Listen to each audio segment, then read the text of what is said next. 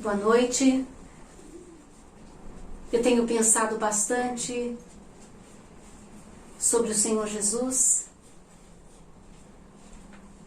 Eu tenho pensado que nós devemos conhecer Jesus, conhecer os seus ensinos, a sua palavra, porque as palavras de Jesus são espírito e vida. E nós somos uma geração muito interessante, nós temos tempo para tudo. E às vezes não guardamos tempo para o Senhor Jesus, para conhecer as suas palavras. Eu amo Mateus, é um dos meus evangelhos prediletos, porque em Mateus tem o Sermão do Monte de uma forma que nenhum outro trouxe. E ele fala muito ao meu coração, com certeza falará também ao coração de vocês. E antes de nós começarmos, eu gostaria de orar. Que o Senhor seja sobre nós. Um dia Pedro falou para Jesus, para onde iremos se só o Senhor tem as palavras de vida eterna? Quando nós estamos perto de Jesus, nós gozamos desta eternidade, nós gozamos da vida, porque Ele é a ressurreição e a vida.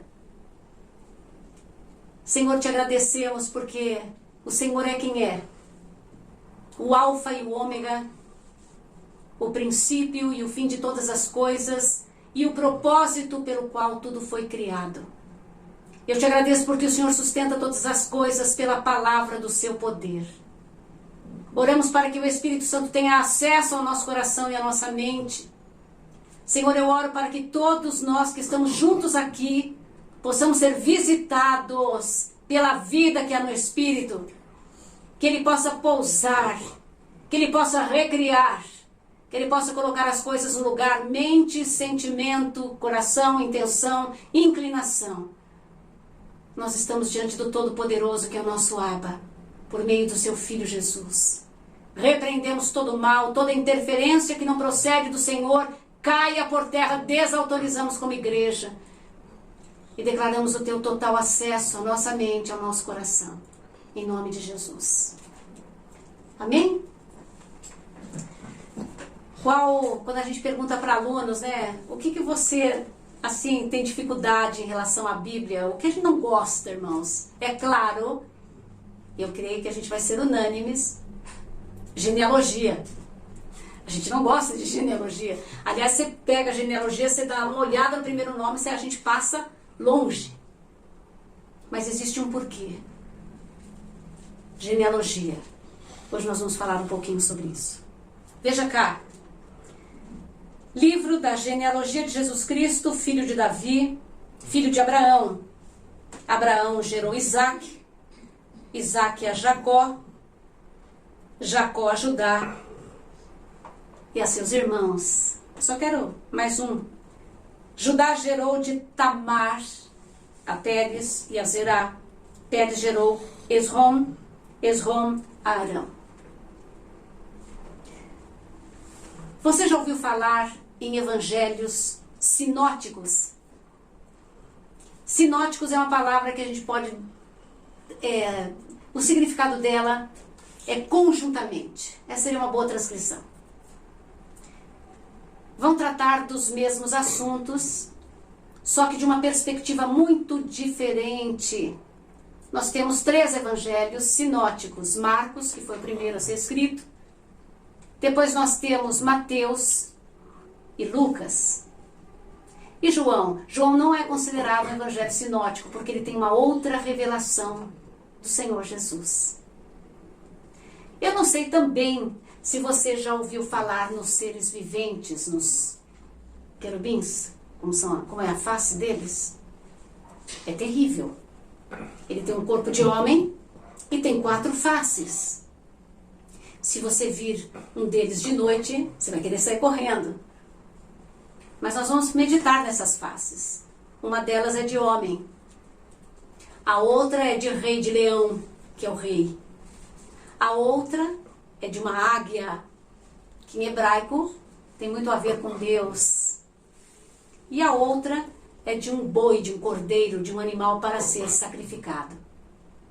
Pois bem, os evangelhos trazem este perfil a respeito do Senhor Jesus e vão contar a sua história de acordo com esta face. Então nós temos Mateus, que é o rei dos judeus. Mateus vai tratar Jesus como o rei dos reis e o Senhor dos senhores. Nós temos Marcos, que trata Jesus como o cordeiro, como o boi. Não tem genealogia lá. Nós temos Lucas, que trata Jesus como filho do homem. Este é o cognome de Jesus, no Evangelho de Lucas.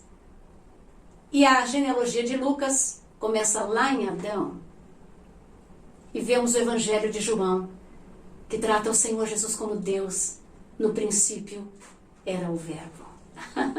É lindo, não é? E Mateus, como vai tratar Jesus como rei dos judeus e como rei dos reis, a genealogia de Jesus começa em Abraão. Porque Abraão é o pai dos judeus. É quem gerou este povo incrível. O que você achou disso? Tudo tem a ver. A Bíblia não é um livro escrito a esmo. Deus tem revelações para liberar sobre nós. E nós devemos estar atentos a essas revelações. Amém, meus irmãos? O que eu queria dizer para você? Mateus foi um homem profundamente indigesto para os seus irmãos judeus, porque ele era um cobrador de impostos. Pois é, ele era odiado, riquíssimo. O judeu jamais permitiria que um dos seus servisse como um empregado do Estado de Roma, principalmente para tirar impostos ou dinheiro dos seus irmãos. Então ele era um homem indigesto. Em Roma ele era considerado judeu, com os judeus ele não era considerado ninguém. Mas quando Jesus passa por este homem, quando ele estava trabalhando, ele olha para este homem e diz: vem e segue-me. Este cara não titubeou, se levantou e seguiu. Existe um chamado que está sobre a sorte, sobre a vida de cada um de nós. Nós não devemos titubear. Se Jesus nos chama, vem e segue-me, pare de fazer. Vá e siga Jesus. Ande depois de Jesus, após Jesus. Porque Ele é caminho, verdade e vida. Você vai ter muito do que se alimentar. E foi o que aconteceu com Mateus. Não é bonito? Mateus vai falar sobre o Evangelho do Reino. Mas ainda não terminamos muito com relação à genealogia. Para o judeu, genealogia é algo importantíssimo. Eles gostam das raízes. É a maneira como eles procedem à sua identificação. Então é importante. E a genealogia para o judeu, e de acordo com a história judaica, não tem mulher. Pois é, ficamos de fora. E você viu aqui, no versículo 3, a genealogia de Jesus fala de Tamar. O que está acontecendo? É o que nós vamos falar. Um judeu, quando se levanta de manhã até hoje, viu? Eles têm uma oração diante de Deus. Pois é, os homens oram assim: Senhor Deus, muito obrigado, porque eu não sou um escravo. Muito obrigado, porque você não me fez um gentio. Gentio é aquele que não participa do judaísmo. Todos os povos que não são judeus, hebreus, são considerados gentios. E muito obrigado, Senhor Deus, porque você não me fez mulher. Pois é. Porque as mulheres, pela cultura judaica, neste momento, é considerada como coisa, como um escravo, ou como um animalzinho. Tanto que é interessante você ver um judeu ortodoxo caminhando, ele está na frente, o filho mais velho, os outros filhos, por último está a mulher. Você sabia disso? Mas aqui, no Evangelho de Mateus, a genealogia de Jesus, vão ter mulheres. Nós vamos falar um pouquinho sobre isso. O que você está achando? Você sabia? Quem eram essas mulheres? A primeira que você vai ver nessa genealogia, eu gostaria que você desse uma passada de olho, é Raabe. Se você estiver sentindo, ore sobre isso. Raabe era uma ex-prostituta. Ela tinha uma vida tão leviana que ela não morava nem na cidade de Jericó. Ela morava na torre, no muro. Este muro é muito grande mesmo. Dá para construir uma casa? Dava. Mas o fato dela morar no muro é muito estranho. Uma prostituta que creu quando os espias foram espiar a terra. Ela creu no Deus que os havia enviado. E por causa disso, ela teve uma conversão tão grande de coração que se casou com um príncipe em Israel. Não é lindo? Se não houver arrependimento, não pode haver identidade com o povo de Deus. Não tem como. Nós temos também Ruth. Ruth era uma moabita, um povo rechaçado pelo judaísmo, pela lei. Deuteronômio 23, versículo 3, você vai ver que eles não podiam nem participar de uma reunião religiosa com judeus. Era um povo rechaçado, eram considerados impuros. Pois é, Ruth pertencia a um povo estrangeiro e odiado.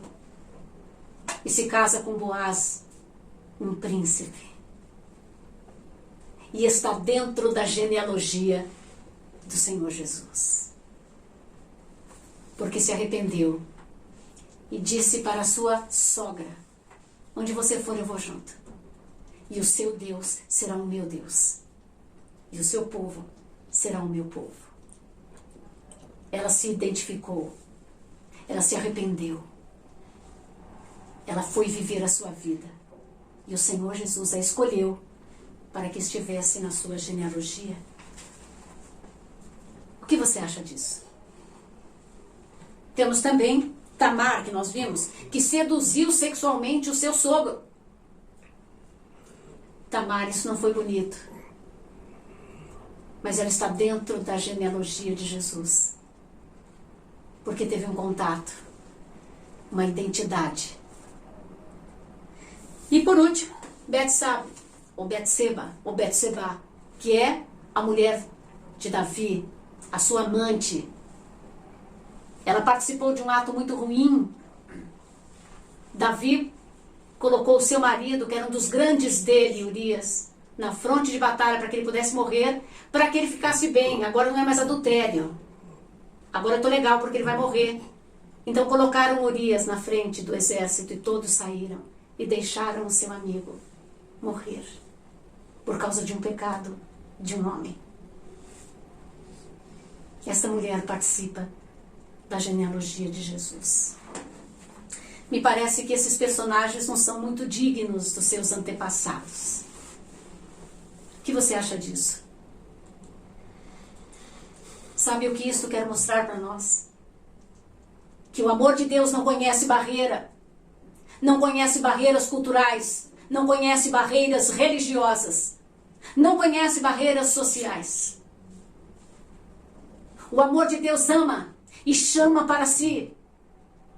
E pessoas tão comuns e com um passado tão horroroso participam da genealogia do seu filho Jesus. Por quê? Porque onde abundou o pecado, superabundou a graça dele. E o acesso a esta graça se dá através do arrependimento. Que é algo que a igreja não está mais falando. Hoje a igreja tem uma oração muito diferente. Nós chamamos, John Bevere fala sobre as orações mágicas. Quem quer aceitar a Jesus, levante a mão, ok? Confesse isso, pronto, seu nome agora está escrito no livro da vida. Sem arrependimento. Sem que a pessoa saiba que ela é pecadora e precisa absurdamente de um Salvador. Gente arrependida mexe com o coração de Deus, porque Deus habita em 3 lugares. No terceiro céus, entre os louvores do seu povo, quando há louvor e não cantoria. e é um coração arrependido, contrito, Ele jamais desprezará. Como tem sido a nossa vida como igreja? Temos tido este momento de confessar pecados? Um dia eu estava com um grupo de irmãos, uma irmã orou assim: Senhor, e perdoe a multidão dos nossos pecados. Eu falei: pera, multidão é muita coisa. Pecados precisam ser nomeados. Nosso pecado ofende a Deus, deve doer em nós. Quando o pecado não dói mais na minha consciência nem no meu coração, algo está errado. E como que faz isto acontecer? Pedindo uma oração que Davi pedia. Senhor, une o meu coração ao temor do seu nome. Algo para se pensar. O temor de Deus faz com que a gente pegue o nosso breque de mão e fala: peraí, aqui é lugar santo. Mas essas mulheres estão aqui para dizer a você que em Cristo Jesus não há mais servo ou livre, judeu ou gentil. Não há mais grego ou bárbaro, nem homem e nem mulher. Somos chamados a viver num corpo, e a Bíblia diz que aquele que se une a Cristo é um só espírito com Ele. Todos nós temos um chamado, e a gente não pode se esconder atrás do chamado do outro. Quero dizer a você, mulher que está aqui, ou me ouvindo, o Senhor está falando com você: vem, segue-me.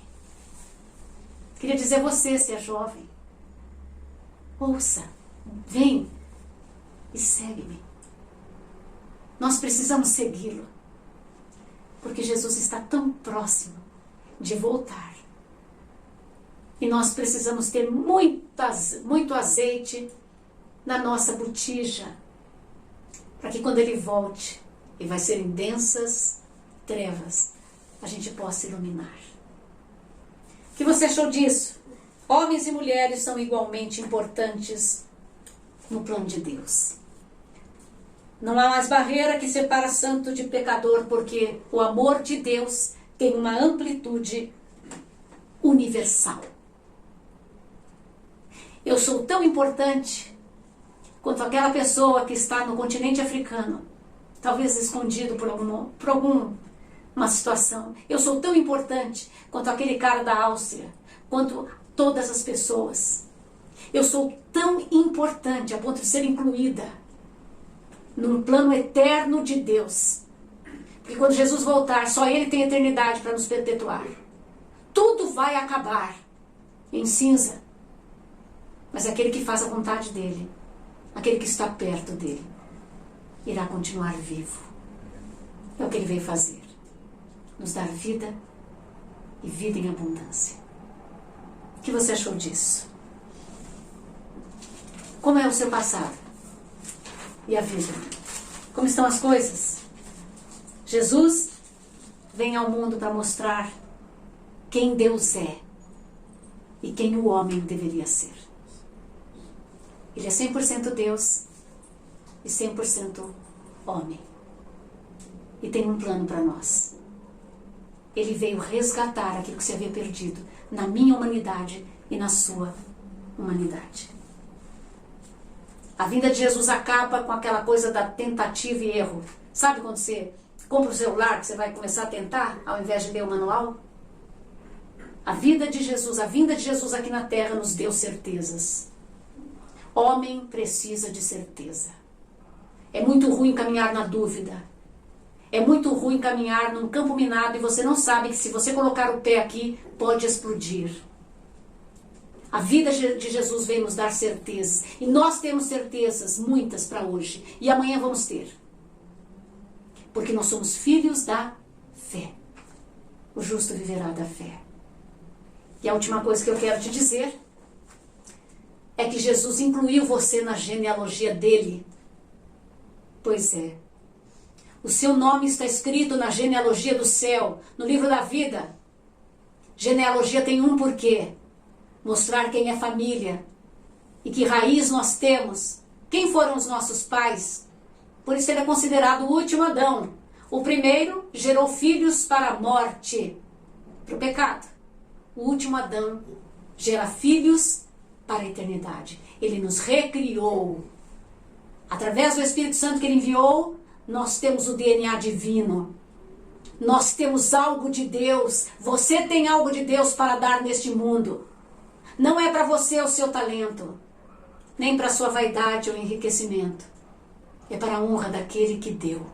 Nós só multiplicamos talentos quando colocamos eles para que o Senhor use, para a glória dele. Que não haja vaidade nem orgulho algum em nós, como diz Paulo. O que tem tu que não tenhas recebido? E se você recebeu, por que se orgulha?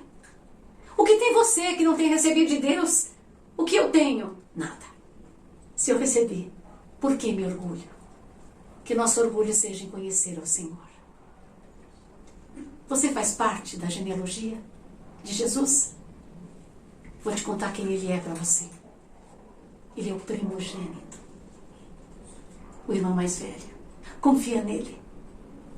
Ele vai te levar para um caminho, vai te dar verdades, para que você não seja enganado pelo espírito de engano que existe neste mundo e na igreja apóstata, e vai te dar vida, para que você transborde daquilo que ele é.